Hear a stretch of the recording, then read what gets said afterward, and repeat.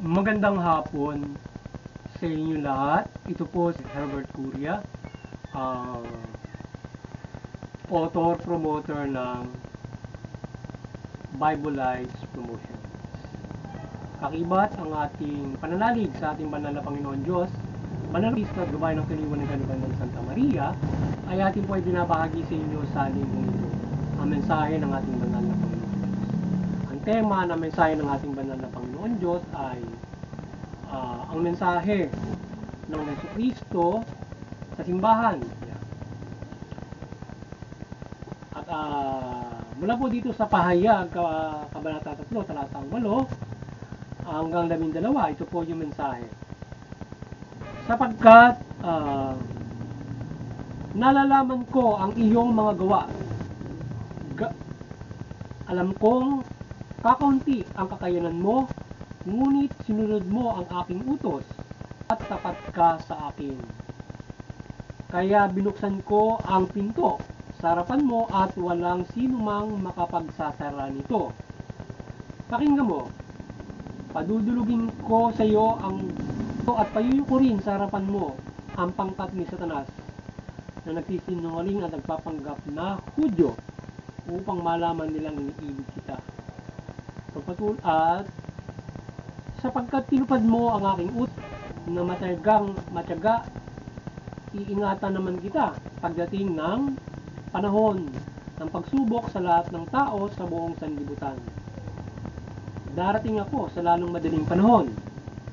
Ingatan mo ang katangiang nasa iyo upang hindi maagaw ninuman ang iyong korona.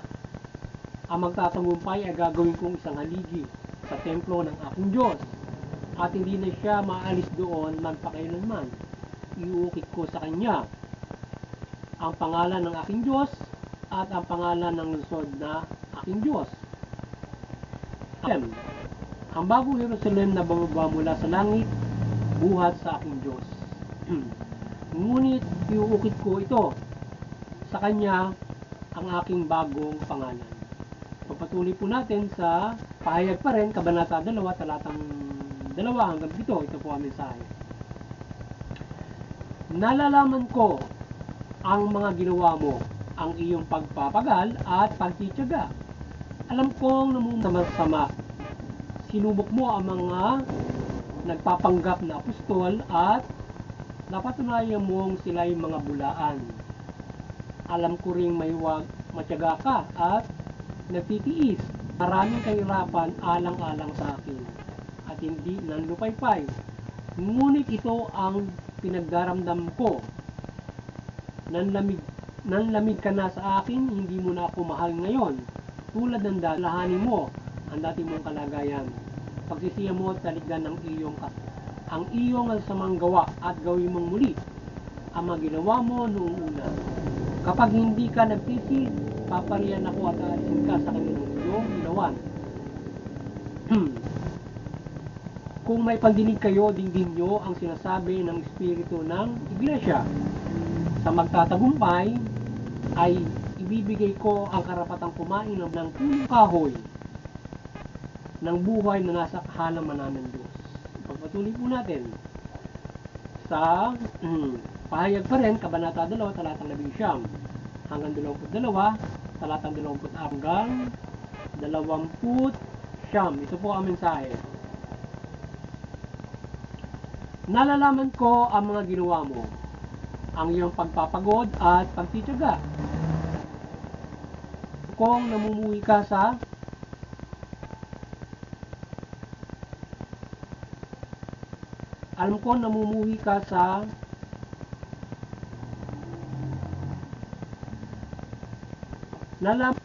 nalalaman ko ang gawa mo, ang iyong pag-ibig, katapatan, paglilingkod at pagtitiyaga. Nalalaman ko higit kaysa anong una ang ginawa mo ngayon.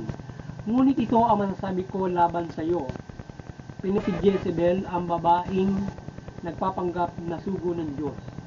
Nilingnan niya ang aking mga lingkod, ibinulid sa kahalayan, at inudyok ang kumain ng pagkain inandog sa Diyos-Diyosan. Binigyan ng sapat na panahon upang pagsisihan at taligdan ang mahalay na pamumuhay. Ngunit ayaw siyang magbago. Pakinggan mo, mararate siya sa higaan, pati ang mga nakiapid sa kanya. Daranas sila ng matinding kahirapan, kundi nila pagsisisihan ang kasama ang kanilang ginawa sa piling niya. Ngunit ang ibang mga taga-Tiyatira na hindi nakinig sa masamang turo ni Jezebel at natuto ng tinatawag na malalim na lilim ni Satanas, ay hindi ko bibigyan ng pasanin sa magtatagumpay at tutupad ng kalooban ko. Hanggang wakas bibigay ko ang pamamahalang gayang tinanggap ko sa aking ama. Ang mamahala sa mga bansa, mamamahala siya sa pamamagitan ng kamay na bakal at dudurugin niya ang mga bansa gaya ng pagdurog sa mga palayok. Bibigyan ko rin siya ng tala sa umaga. Kung may pagdinig kayo, dinggin nyo ang sinasabi ng Espiritu sa mga iglesia. Ito po ang mensahe at salita ng ating banal na Panginoon Diyos.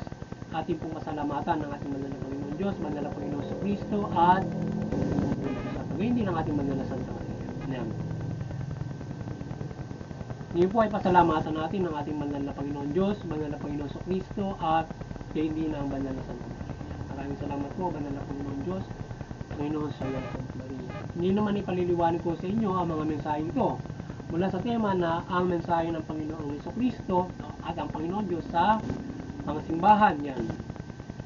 Itong mensahe niyang ito na ginawa niyang mensahe, mensahe rin sa lahat ng simbahan, mula doon sa simbahan sa Asia, mula doon sa sinasabi ng payan. Ito yung sinasabi ng banal na Panginoon Diyos dito, na nais niya na tayong lahat ay mula dito sa mga mensahe ito na tayo ay matatag, maging matyaga tayo sa ating pananampalataya sa Kanya. Sapagkat kung tayo ay maging matatag, maging matyaga, at iiwasan natin yung mga gawang masasama at makaya tayo ng mga masama kagaya ng yan, mga kahalayan, iba't ibang paghikayat ng mula sa aral ng mga demonyo o paggawa ng hindi mabuti o paglihis sa mabuting balita ng Panginoon Diyos, ay tayo ay kanyang tayo ay maaaring mabulid sa impyerno, o tayo ay tatanggalan niya ng ilawan, o tayo ay mamumuhay sa kadiliman, at kung tayo naman ay susunod sa kalooban ng ating banal na Panginoon Diyos at magtsatsaga tayo rito sa anumang uri ng kahirapan, tayo ay kanyang samahan, gagabayan niya tayo, poprotektahan niya tayo hanggang sa wakas, poprotektahan niya tayo at bibigyan tayo ng pagpapala, o bibigyan tayo ng kanyang sinasabing yung kanyang reward sa atin pagdating ng takdang panahon, o tayo bibigyan niya ng pagpapala sa takdang panahon na tayo magbigay ng buhay na walang hanggan. Pamasahin natin na mula kahit doon sa isang 1,000 years parang bago pa dumating yung bagong Jerusalem o ganap na panghukom, tayo makakasama ng Panginoon Diyos sa kanyang paghahari upang pagharian ang buong mundo sa lahat ng mga bansa pagdating ng takdang panahon na talunin yung demonyo at yung 666 na maghahari sa buong mundo. So kung maging matyaga tayo sa pananampalataya, tayo ay makakisa dyan pwede tayong makita dyan sa 1,000 years na yan para pa ng buong mundo. Sa pamamahala ng banal na Panginoon sa Kristo, bibigyan tayo ng kanyang gampanin dyan sa mga bagay na yan sa panahon ng paghuhukom. At ilan lamang sa magtatagumpay na mananampalataya, magiging matyaga sa pananampalataya ng Diyos. Pananampalataya natin, Panginoon Diyos mula Panginoon sa Kristo, ang magkakaroon ng pagpapalang ito pagdating ng takdang panahon. Buhay na walang hanggan at iba't ibang mga pagpapala na ating makakamit, tayo ay magiging matyaga mula sa pamumuhay na ito, na tayo ay alang-alang sa Panginoon sa Kristo at pananampalataya natin sa Panginoon Diyos ay ating hinaharap ng mga pagsubok, lahat ng kahirapan na lahat ng mga bagay. Gayunpaman, tayo ay hindi nagpapatinong din sa ating pananampalataya, kasama natin ang pananampalataya, may sasamahan tayo ng Panginoon Diyos diyan para malagpasan natin yan sa atin. So kung tayo nananampalataya, we are not alone na kinakaya natin yung mga bagay na yan, kundi tayo tutulungan ng Panginoon Diyos para makaya natin ang mga bagay na tayo nananampalataya, para tayo nananampalataya ng paggabay at pagprotekta sa atin ng banal na Panginoon hanggang sa takdang panahon, at na mapagtagumpayan natin itong pamumuhay na ito, na matupad natin yung kanyang kalooban mula sa buhay. Kaya ganyan tayo dapat na mamumuhay, na tayo ay magkaroon ng katyagaan sa loob ng ating simbahan, sa ating pananampalataya, para tayo ay magtagumpay pagdating ng takdang panahon at tamasahin natin ang kanyang ipinangako, ang nakakanyang sinabi o mensahe dun sa mga simbahan, at hindi lamang yun, sa kabuuan ng mabuting balita na kanyang pinangako para sa atin ay ating tatamuhin lahat yan sa pang-araw-araw na pumuhay hanggang sa buhay na walang hanggan ay ating makakamit ang mga bagay na yan. Kaya malaking pag-asa ang binibigay sa atin ng banal na Panginoon sa kanyang. Kaya napakahalaga kung tayo ay makasama doon sa 1,000 years na yan, na mahala. Halimbawa, ngayong panahon na ito,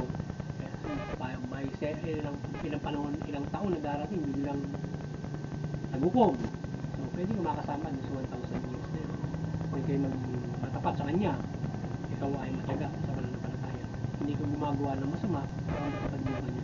So, pwede kasama ka doon sa 1,000 years na yun para mamahala ka ng may bakal kasama ng Panginoon Yesu Cristo. So, ganun pagpapalang ibibigay sa iyo, meron mabubuhay ko 1,000 years, di ba? From this, sabi, hindi ka makakaranas ng kamatayan, makasama ka pa roon pag 1,000 years, di ba? At ikaw ay mamahala doon. So yun, at muli sana ay nagabayan naman kayo ng Bible Life Promotions sa pagbahagi natin ng mabuting balita, at kayo ay magkaroon ng malaking pag-asa sa inyong kaligtasan spiritual, at kayo